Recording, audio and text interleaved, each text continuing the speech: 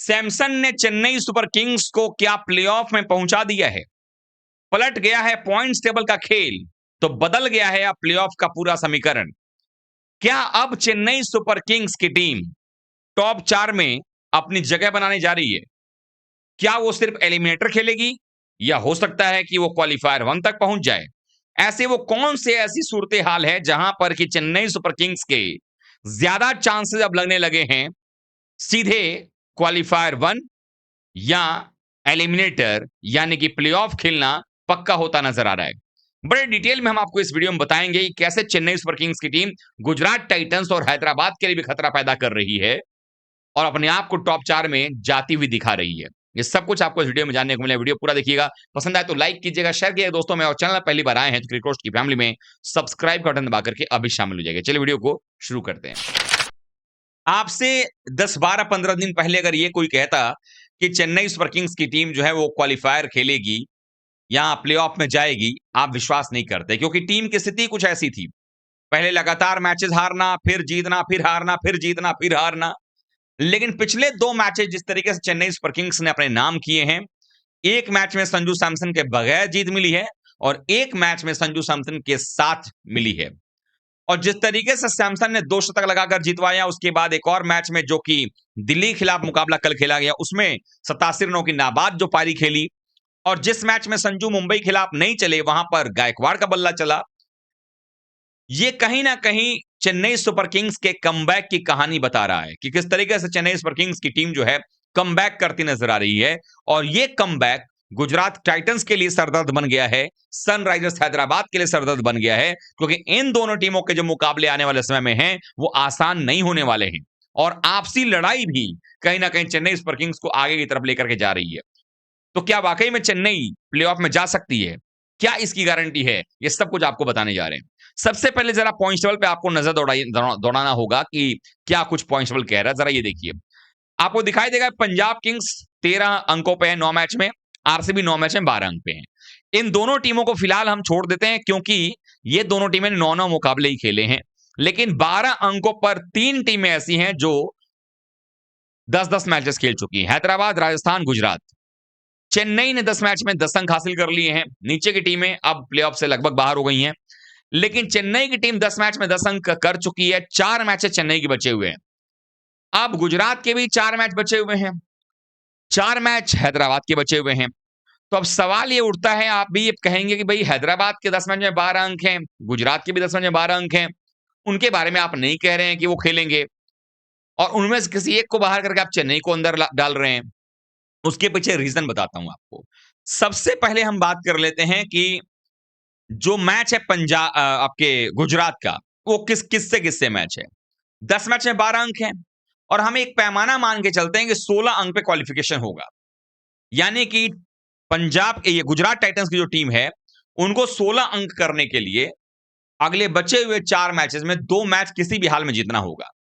हालांकि cricket match के दौरान कुछ भी हो सकता है, लेकिन गुजरात टाइटंस के जो परफॉर्मेंसेस दिखाई दे रहे हैं, उसके लिहाज से क्या सिचुएशन बन रहा है वो बताता हूं। अब गुजरात को जो 4 मैच खेले उसमें एक राजस्थान से है, एक हैदराबाद से है, एक केकेआर से और एक चेन्नई से है। अब इसमें आप मुसीबत देखिए कि केकेआर क्वालिफाई करेगी नहीं, तो वो और खतरनाक हो सकती है, और कुछ भी गड़बड़ रहा तो गुजरात को हरा सकती है। लेकिन अगर हम एक पल के लिए मान लें कि केकेआर की टीम से जीत भी जाती है गुजरात टाइटंस, तो भी 3 मैच में उनको 1 मैच और जीतना पड़ेगा 16 अंक के लिए। लेकिन जो ये 3 मुकाबले हैं, उनमें से 3 टीमों से मैचेस ऐसे हैं जिनको खुद को भी क्वालिफाई करवाना है, यानी खतरा ज्यादा बड़ा है। इसमें चेन्नई की टीम भी है, अगर चेन्नई भी हारेगी तो उसका क्वालिफिकेशन बंद हो जाएगा। उसमें जो है हैदराबाद खुद मौजूद है, जिसको भी टॉप 4 में बने रहना है, तो वो भी चाहेगी किसी भी हाल में मैच जीते। और उनके अलावा राजस्थान रॉयल्स, वो भी चाहेगा कि भाई 16 अंक उनको करना है कम से कम, तो वो भी यहां पर पूरी जी जान लगा देंगे। यानी कि जो एक मैच केकेआर वाला अगर वो जीतते हैं तब भी 3 मैच बड़े खतरनाक हैं गुजरात टाइटंस के लिए। तो गुजरात टाइटंस के लिए मुश्किलें ज्यादा बड़ी हैं। मैं ये नहीं कह रहा गुजरात क्वालिफाई नहीं कर सकता है, लेकिन ज्यादा बड़ी मुश्किल उनके लिए नजर आ रही है। अब इसमें आपने देखा है गुजरात का सामना हैदराबाद से भी होगा। अब हैदराबाद के पास भी 4 ही मैच है। अब हैदराबाद को भी ये देखना होगा कि क्या वो गुजरात से जीत पाएगी। अगर गुजरात ने हैदराबाद को हरा दिया तो उनके लिए मुश्किल है कि 3 मैच में उनको 2 जीतना पड़ जाएगा। लेकिन अगर गुजरात को हैदराबाद हरा देता है तो उसका 14 अंक हो जाएगा। लेकिन इस बीच गुजरात का जो मुकाबला है वो एक तो आज पंजाब से होगा, और अगर पंजाब जो हार के आ रही है, अगर उसने आज गुजरात को इनको हैदराबाद को हरा दिया, तो बचे हुए 3 मैच में 2 मैच किसी भी हाल में जीतना पड़ेगा 16 अंक के लिए। अब मुसीबत यह है, गुजरात का एक मैच अगर आप देखेंगे तो हैदराबाद का जो एक मैच है गुजरात से है। उसके बाद जो है अगर हम देखें तो चेन्नई से, गुजरात हैदराबाद में अब क्या करेंगे वो तो बात की बात है, लेकिन पंजाब अगर हारता है तो मुश्किल ये है कि तीनों मैच जो होगा उसमें गुजरात की टीम को हैदराबाद अगर हरा देती है तो 14 अंक हो जाएगा। लेकिन फिर भी अभी 2 बचे हुए मैच में 1 जीतना पड़ेगा। अब यहां पर एक मैच आरसीबी से है और एक मैच उनका है चेन्नई से। अब चेन्नई को अपना क्वालिफिकेशन के लिए इनको हराना ही पड़ेगा। अगर ये हरा देती हैं तो फिर गुजरात ये हैदराबाद जो है अगर आरसीबी को हराता है तो ये जो है 16 अंक कर सकते हैं, या यूं कहेंगे 14 अंक कर सकते हैं। और 16 करने के लिए इनको जो है गुजरात को भी हराना पड़ेगा और आरसीबी को भी हराना पड़ेगा, तो 16 होगा। इसका मतलब यह है कि जो इनके 4 मैच बचे हुए हैं, अगर आज पंजाब हैदराबाद को हराता है तो बचे 3 मैच में 2 मैच जीतना पड़ेगा। 2 मैच में इनका एक मैच गुजरात से है जिसमें इनको जीतेंगे ये, तो गुजरात भी 16 अंक में जाने से थोड़ा सा कतराएगा और इनका खुद का 14 अंक होगा। फिर अगले 2 मैच में एक जीतना पड़ेगा, चाहे वो चेन्नई को हराए या हैदराबाद आरसीबी को हराए।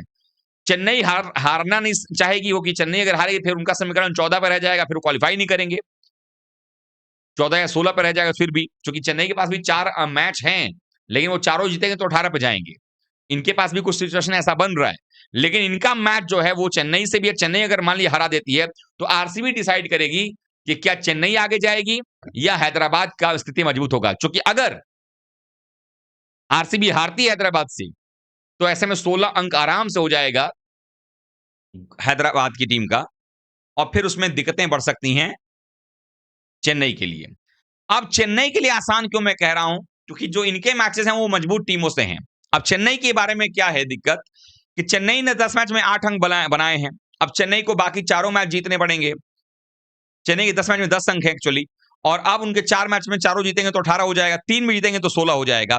नेट रन रेट चूंकि इनका गुजरात से बेहतर है और ये और बेहतर करना चाहते हैं, तो चेन्नई का जो अगला 2 मैच है वो दोनों मैच लखनऊ से है। लखनऊ जो कि बिल्कुल आउट ऑफ फॉर्म चल रही है, 150-160 वाली टीम लग रही है। तो ये दोनों मैचेस को लखनऊ के परफॉर्मेंस देखते हुए और चेन्नई के परफॉर्मेंस देखते हुए अगर मान लिया जाए कि दोनों मैच जीत जाती है चेन्नई, तो उनके पास हो जाएंगे 14 अंक। अब बचते हैं उनके पास 2 मैच और। एक मैच है हैदराबाद से। अब मैं मान के चल रहा था कि भाई हैदराबाद की टीम को ये लोग हराएंगे तो आपका 16 अंक हो जाएगा। उसके बाद इनका मैच होगा गुजरात से। अगर गुजरात को हराते हैं तो 18 अंक कर लेंगे, या फिर अगर मान लीजिए हैदराबाद से हार भी गए तो ये गुजरात को हराकर 16 कर लेंगे, तो फैसला नेट रन रेट पे आ जाएगा। लेकिन यहां तक पहुंचने के लिए भी जो सिचुएशन बना है वो बनाया किसने है? संजू सैमसन ने। क्योंकि धोनी के ना रहने के बावजूद चेत्ता ने जिस तरीके से परफॉर्मेंस किया है, जब जब 50 बनाया तब तब वो शतक के लिए पहुंचे हैं। दिल्ली के खिलाफ भी 50 बनाकर शतक के लिए जा रहे थे, लेकिन रन ही नहीं बचा, तो 87 पर नॉट आउट आए। और अब उनके साथ साथ जिस तरह से गायकवाड़ का भी फॉर्म आया, वो भी रन बनाने लग गए हैं। उर्विल पटेल नंबर 3 पर आकर के जिस तरह से आयुष मात्रा के ना रहने पर जो काम करके दिखा रहे हैं, तेजी से रन बना रहे हैं, वो भी काफी बेहतर हुआ है। कार्तिक शर्मा अब नंबर 4 पर आकर के और सेटल्ड, और 2 मैच में लगातार बैक टू बैक बेहतरीन पारी खेल गए हैं। तो ये टीम और खतरनाक होती चली जा रही है। बाद में शिवम दुबे भी आएंगे, जेमी ओवर्टन भी इस टीम के अंदर में है, तो टीम ठीक ठाक है। तो ऐसे में ऐसा लग रहा है कि चेन्नई का जो क्वालिफिकेशन है वो गुजरात और हैदराबाद के मुकाबले ज्यादा आसान लग रहा है। लेकिन अगर हैदराबाद की टीम अपने मैचेस बाकी जीत जाती है तो नेट रन रेट उनका भी काफी अच्छा है, तो ऐसे में फिर बाकी किसी टीम के आने की संभावना नहीं बनेगी, क्योंकि फिर उनके 10 मैच में चूंकि 12 अंक हैं गुजरात की टीम के, आपके हैदराबाद की टीम के, तो वो बचे हुए 4 मैच में 20 अंक कर सकते हैं।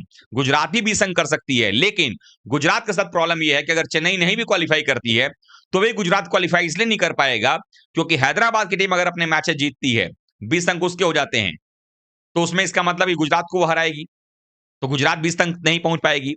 और अगर मान लिया जाए कि गुजरात को ये हरा देती है, गुजरात की टीम हराई थी हैदराबाद को, और हैदराबाद की टीम भी जो है बाकी टीमों को हरा करके 18 कर लेती है, तो उस केस में भी अगर नेट रन बराबरी की बात आती है तो नेट रन के मामले में हैदराबाद आगे है, और इसीलिए गुजरात टाइटंस को अपने नेट रन को बेहतर करने की आवश्यकता है पॉइंट्स के साथ साथ।